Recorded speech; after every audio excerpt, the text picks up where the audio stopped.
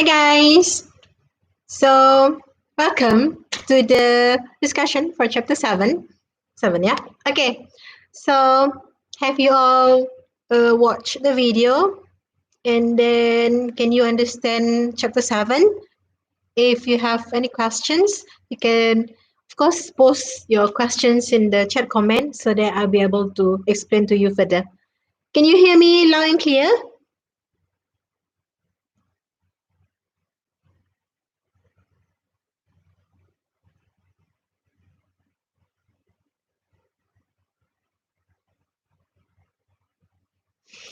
Okay, I can see Yasmin here, Siti Nur Safina, hi, hello. Oliver, Nur Akila, hi. Sophia, hello. Elisa Rini, hi. Chelsea, hi. Alicia, okay, hi. Shaza, and then also who else? Wuzi is here already, okay. Simon, hi Simon, long time no see you. Filza, hi. Anis, okay, hi. So 0, who is 01310 here? 0? Anis Arlini, okay. Siti Nur Safina, hi. Fiza, okay, you can hear me, yeah? All right. Nakila, yes. All right. Darlene, yes. Okay. Ku Adam Harith, hello, yes. How come you have two account, Ku Adam Harith? 01310, or did you just change account, is it?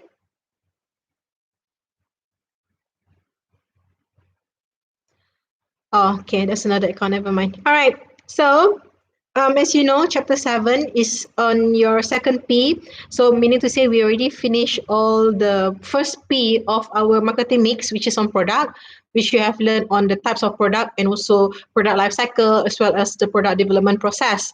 So in this chapter 7 and also later this week, we're going to touch on chapter 8 on the place, yeah, which the first one on chapter 7 is on the marketing channel, and later in chapter 8 we're going to learn on retailing or the retailers, yeah, which is one of the marketing channel that you have learned in this chapter 7.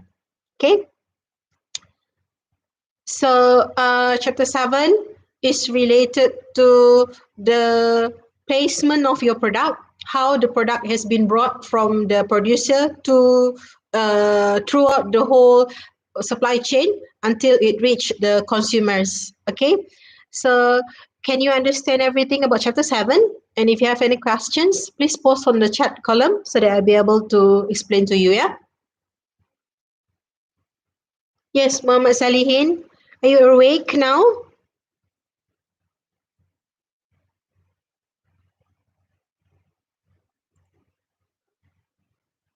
Have you watched chapter 7 video that I've made for you? Why is it there are only 26 of you watching me? I have so many students and it's only 26. What happened to the others? Are they here already? Can you remind your friends to come to the live session?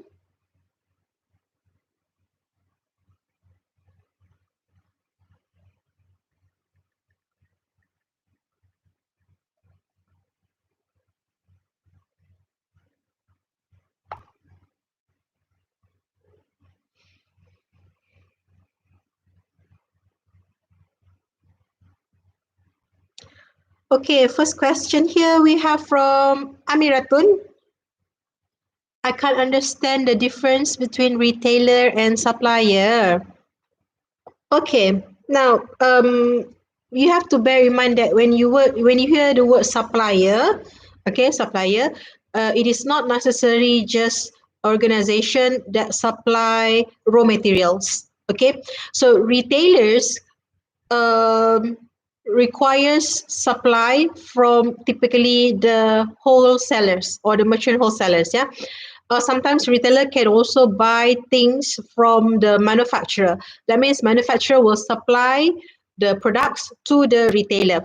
So you need to understand first the word supplier. That means the one who supply products. Okay. While retailers, okay, it is so simple in the way that retailers are the organization that sells product to the end users. Right? Can you hear me, Nur Shazwani? Audio render error. I hope everyone can hear my voice. Hello? Testing, testing. One. Yeah, I didn't mute. Testing. Hello?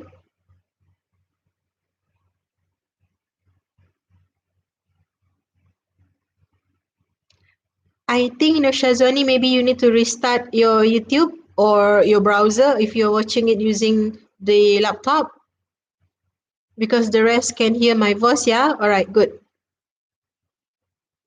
Yes, McLaren, good evening. That means Amiraton asks whether the retailer takes product from supplier.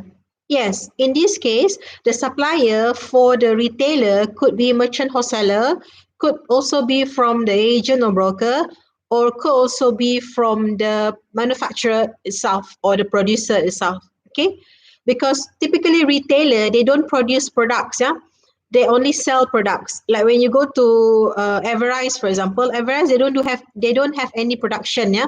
So what they have is only those products that they sell, like Milo, instant noodles, okay, Maggi, ice cream, and so on.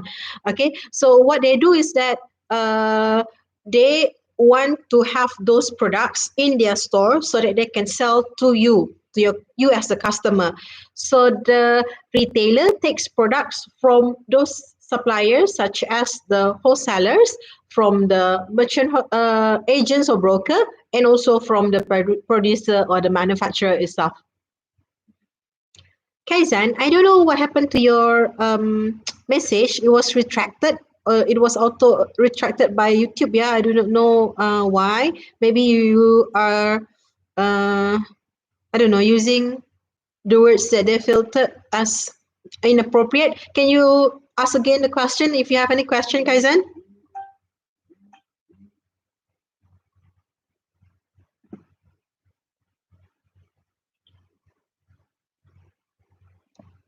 Do you understand now, Amiratun?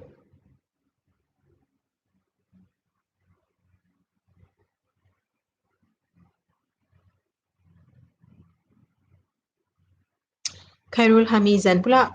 Your wrong account. What do you mean by wrong account?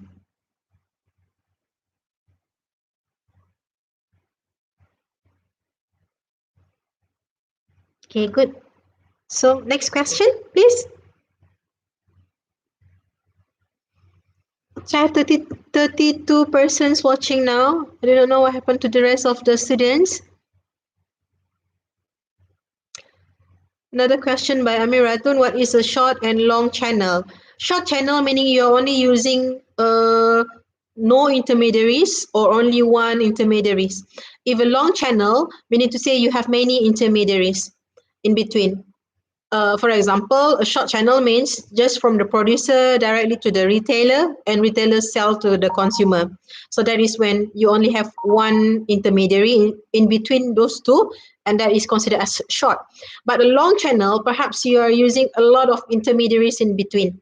Okay, so not necessarily only one wholesaler. Yeah, it could be like from producer, you are the producer, and then you will sell it to the wholesaler, and this wholesaler sell to another wholesaler, right? So it could also be another situation whereby this wholesaler sell to a retailer, and this retailer then only sell to the consumer. That means there are many intermediaries here before it reach to the consumer. So that it means it is long. Okay, but if it is short, meaning to say it's just between the wholesaler, manufacturer directly to the consumer, or you only have one intermediary in the between from the producer to the consumer. Got it? Shafiq, hi.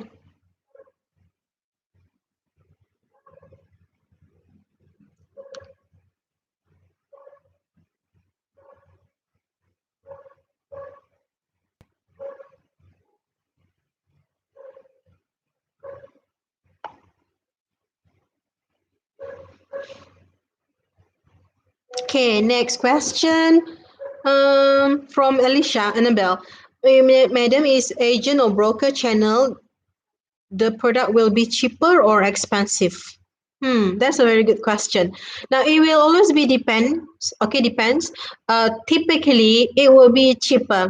Okay, cheaper because this agent or broker are the one that will actually do the negotiation from the manufacturer and also to the end user. When you're talking about the end user directly, from an agent, so normally this agent, their prices are similar, or their prices are exactly like how the manufacturer charge. For example, I'm the manufacturer of a car, so I'm selling the car at 10,000. No, there's no car. It's 100,000. Okay, 100,000 ringgit for a car. So as an agent, I will sell that car for 100,000 ringgit as well to my customer. Okay, in return, I will only earn my commission, which already agreed by the car manufacturer. On the other hand, if let's say you don't use an agent or broker, let's say we can't take an example of a car because normally car using agent, or let's say the typically you use a long channel for this what they call convenient products. So convenient products from the manufacturer, perhaps manufacturer charge to the wholesaler 2 ringgit per unit, because wholesaler buy perhaps in 10,000 unit. Okay, 2 ringgit. Manufacturers sell to the wholesaler at 2 ringgit. Then wholesaler will sell to the retailer at whatever price that the wholesaler want. For example, okay, because I want to take some profit from the selling of that particular product, instead of selling 2 ringgit to the retailer, the wholesaler perhaps sells 5 ringgit. Okay, so now the price become 5 ringgit to the retailer, but the retailer, they will not sell 5 ringgit to you as you are the customer.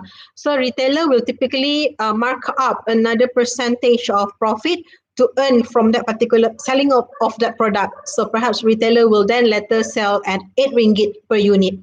So instead of buying at 2 ringgit from the manufacturer, now customer need to buy that particular product at 8 ringgit. So normally it will be more expensive if you are using longer channel, right?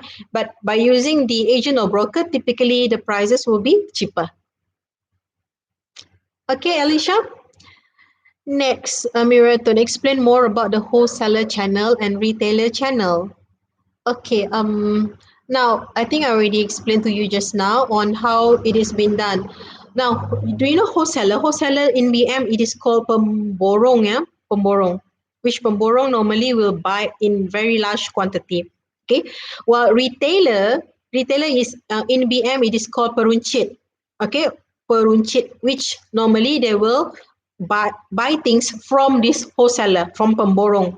Okay, so what happened is that wholesaler channel will be whereby there are times when consumers are also can buy things from the wholesaler, which the wholesaler open up their own retail outlet. Okay, now the wholesaler is also becoming the retailer. But to see the clear line between this wholesaler and also retailer channel is that wholesaler channel is when there is a wholesaler which buy things in really large quantity, and then this wholesaler sell to the retailer and retailer sell to the consumer.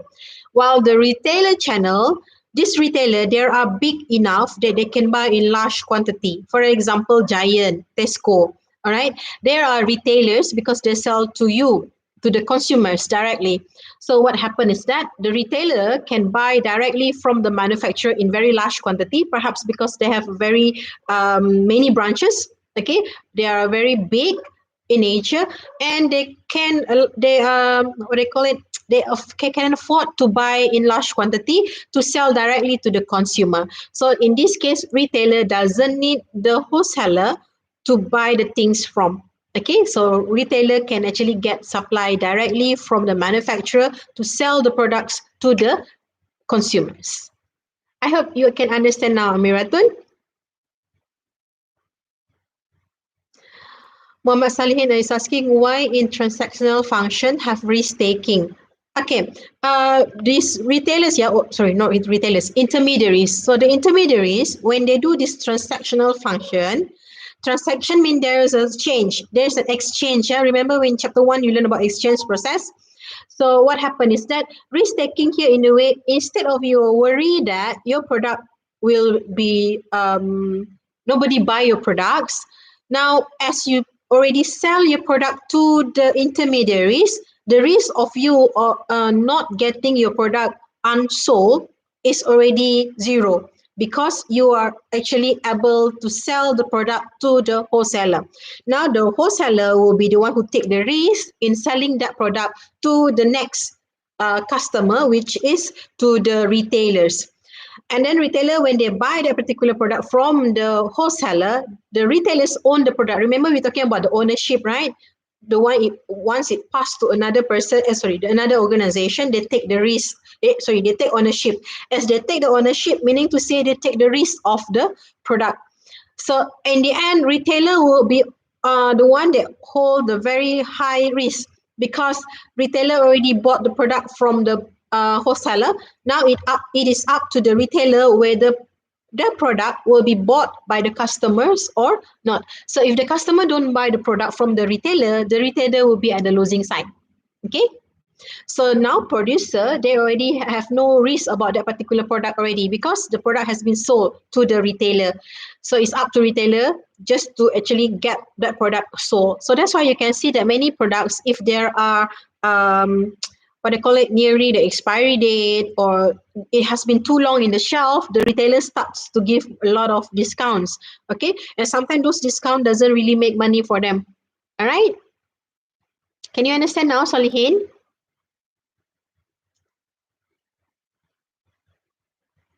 Okay, next question by Nur Shazwani. Miss, how does customer profiles affects the channel choice? Now, when you talk about customer profile, this is related to the what they call it, customer demographic or customer location. Okay, so it affects the channel choice because when, hold on, let me go back to the slides. Okay, some customer, okay, when you talk about the baby boomers, for example, okay, that is one of the customer profile when you can look at the baby boomers. Now, baby boomers, these are the older elderly people. So elderly people, typically, they don't buy things online, right? Not they typically don't trust online sellers. Okay, so the channel choice is that you will know that if your customers are baby boomers, most of the products will not be sold online. Okay, and they know where are the places that this customer will actually buy. Is it in the departmental store? Is it in the supermarket, or anywhere that they know where this customer will typically will buy? On the other hand, if you're talking about customers who are millennials, okay, like you all buy things online, isn't it? Okay, so the manufacturer will know that they can also sell things online, because this group of people, okay, their target customers are the one that are very IT savvy, and they are really adventurous. They are risk taking, meaning to say you trust whatever is being sold online. Okay, so this profile affects whether you want to choose what type of channel intermediaries that you're going to sell. It also includes how you actually trust that particular brand. It includes, like for example, when you want to buy expensive jewelries, okay, or expensive watch, you want to know that it is very expensive, number one, like Rolex, okay? So Rolex, they know who are their customers, right? And these customers, when they want to buy that particular watch, they really want to go to the shop, okay? They want to actually touch the product. They want to look at the product to roughly before they decide to buy the product. So this type of customer will actually take a long time to decide whether to buy or not to buy that particular Rolex watch. So the profiling of this customer will affect whether should you actually sell Rolex to many sellers, or you should only choose certain boutique or your own boutique to sell the watch. So that is how you decide whether should you choose to sell the product using intermediaries, or should you choose to sell the product only to your own shop. That is what it means. Can you understand, Shazwani? Okay, Alicia, good, you understand. Miratul, okay. Solihin, yes, okay. Good. You're welcome. Now, any more other questions? I think it's very easy, right? Not chapter 7. What you need to know, of course, what is important, yeah? Oh, in chapter 7, which could be in your test, okay, will be of course, you need to know the types of channel intermediaries and then the functions that they perform. Please, okay, please do not get confused with the tasks that they perform. Okay, so of course, there are three tasks and also there are three functions of intermediaries. Okay, so the functions includes transactional, logistical, and facilitating function, while the tasks are providing the specialization and division of labor, overcoming discrepancies, and also providing contact efficiency. Okay, so don't get confused with these two things: channel member tasks and also channel members intermediate functions. Okay, next thing that is important also about the discrepancies. Yeah, can you all understand about the discrepancies? I think I have explained to you with examples, right? So I hope you have written down the example so that you are able to understand better about all those four types of discrepancies that channel members can overcome.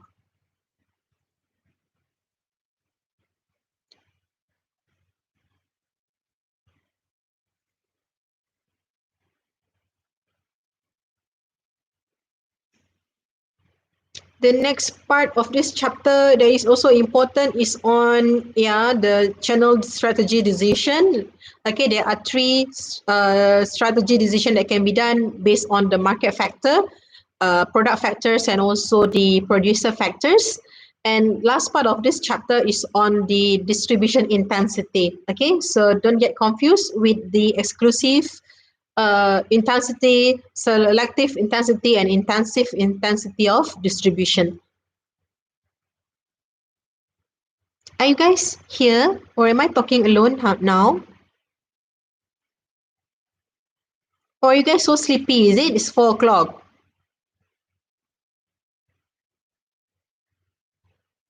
I have summarized for you the level of distribution intensity. So I hope it's easy and also you are able to understand and remember them.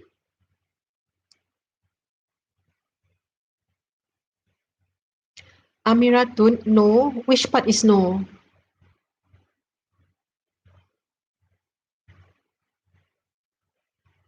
Kuadam, of course lah, hungry because you are fasting.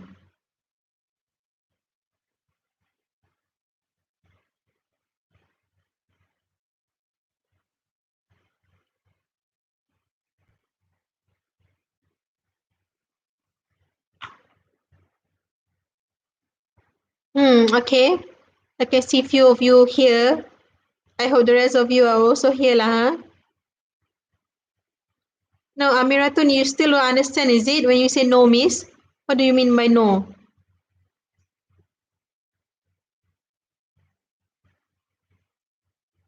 Okay, I'm just checking, yeah, whether you are still here or not, because I'm scared that suddenly the line got stuck and then I'm the one who talking alone. So I hope my line is okay today.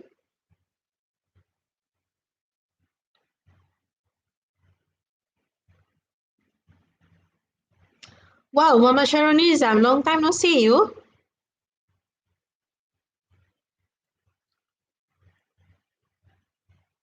Now, when you talk about, let me explain you further, yeah, about this level of distribution intensity. Now, not necessarily the what they call it, the number of intermediaries are always depending on the types of product, yeah, like is it an unsold product, necessity product, convenient product, shopping products, or specialty products. Yeah, it could be also the same thing, like for example a chocolate. Okay, a chocolate, sorry, if you're hungry, just imagine you're gonna eat chocolate later on when you break your fast. Now the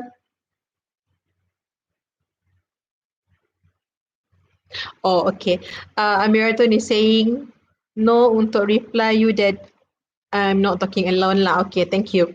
So now let me give you an example of this level of distribution intensity, whereby it can be the same product. For example, chocolates. Okay, so there are many types of chocolates, right? So some chocolates there are sold everywhere, which you can get it easily. Sold at 7-Eleven. It can also be sold in a supermarket, in kedai runcit and whatsoever kedai Pak Amit ka also sell that kind of chocolate. Okay, so that is when that particular chocolate is having this intensive distribution. A very good example of this chocolate brand is Cadbury, which you can get it everywhere. It is available, widely available. Okay, like you go to petrol station, Shell Select shop, for example. In that petrol station there is a grocery stores, right? So you go there, you can also get Cadbury for sure. Okay, you go to Petronas Kedai Mesra, also you can get Cadbury chocolate. All right, so that is when Cadbury chocolate is doing this intensive distribution intensity. Okay, so next one is selective distribution. It could be also chocolate. For example, Barrel's brand. You know Barrel's brand? Okay, so Barrel's brand, it selects certain number of outlets only, which not everywhere you can buy Barrel's chocolate. Okay, so that means it only selects certain based on certain criteria that they think that, okay, we believe this shop can carry our product. That means can sell their product. So Barrels choose few numbers of outlets considered as selective distribution intensity. Okay, next, exclusive. Exclusive, for example, Godiva.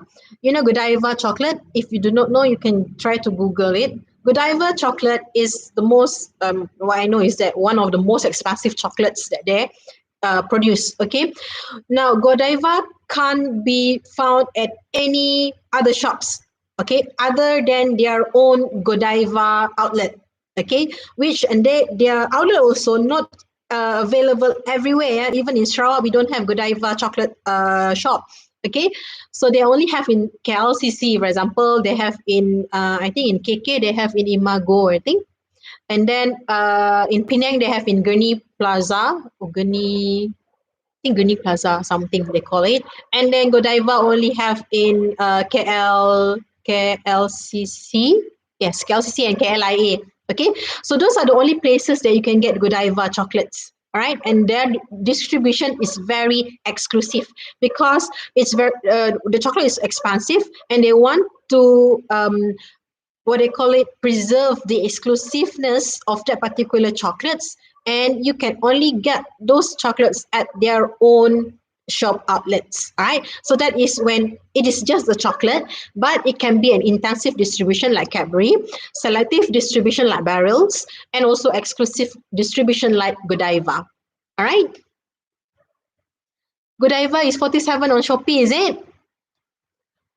That is still expensive, right? Because just like when Cadbury chocolates that you can buy at RM7, right? Those chocolate bar, the typical size of chocolate bar, which you can buy Cadbury at RM7. Now Godiva could be RM59, okay, or RM47 on Shopee. Later I go and check out on Shopee. Yes, it's very nice. Have you tried the ice cream? The ice cream is also nice, right? And they have the truffles as well. Same goes to Pachi, yes. Okay.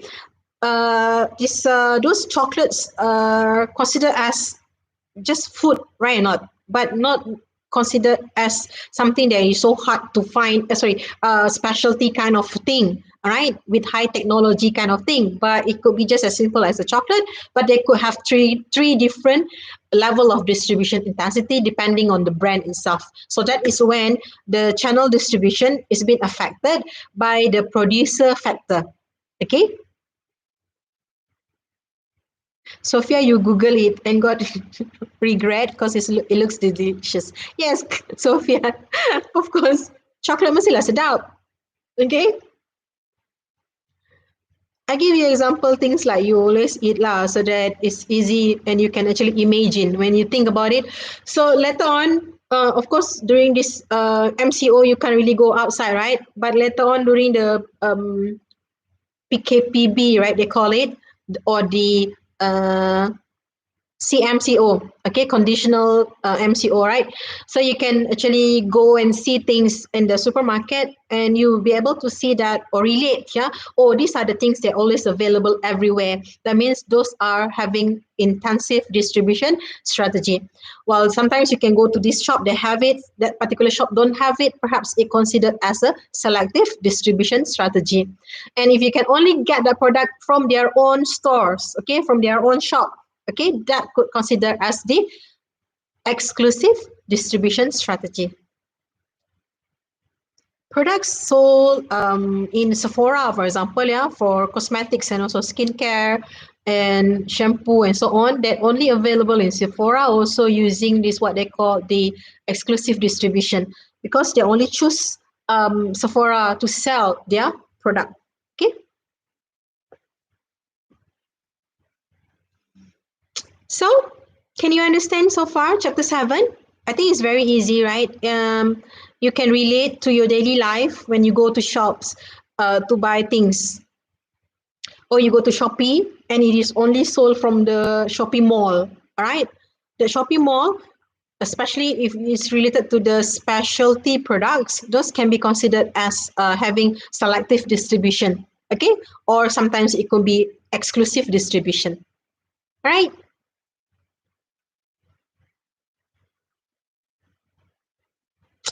Okay, so 30 minutes has passed. If you have no more questions, I think I will not take up so long for you to spend your data on me.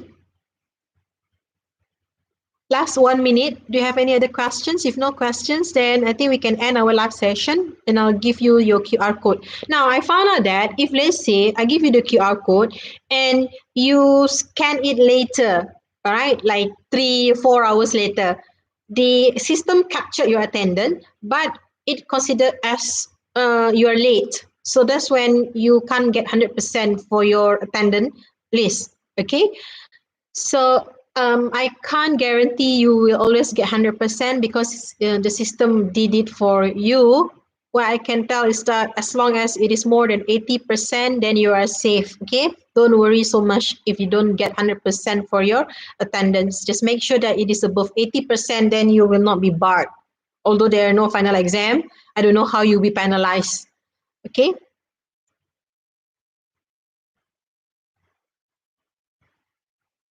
All right, class. So if you have no questions, then I'll post you a new video on chapter 8 for you to learn.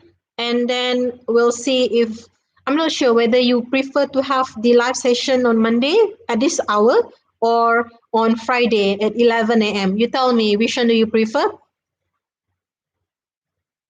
so that I will be able to try to cater the best time for you to watch me.